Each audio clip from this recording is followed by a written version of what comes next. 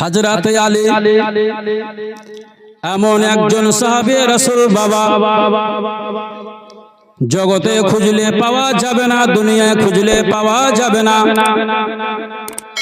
হযরত আলী একজন এমন সাহাবী রাসূল, এমন একজন আল্লাহর ওলি, এমন একজন আল্লাহর বান্দা, প্রিয় বান্দা।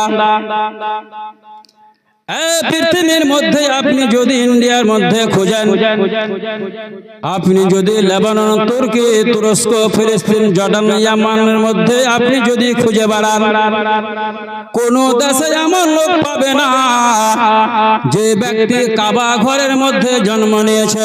হযরত আলী রাদিয়াল্লাহু তাআলা আনহু বাবা এমন একজন জলিলুল কদর সাহাবী রাসূল, এই জগতের মধ্যে কোন নবী কাবা ঘরের মধ্যে জন্ম নেয়নি, কোন সাহাবায়ে কেরাম কাবা ঘরের মধ্যে জন্ম নেয়নি। হযরত আদম থেকে নিয়ে হযরত ঈসা পর্যন্ত কোন নবী কাবা ঘরের মধ্যে জন্ম নেয়নি।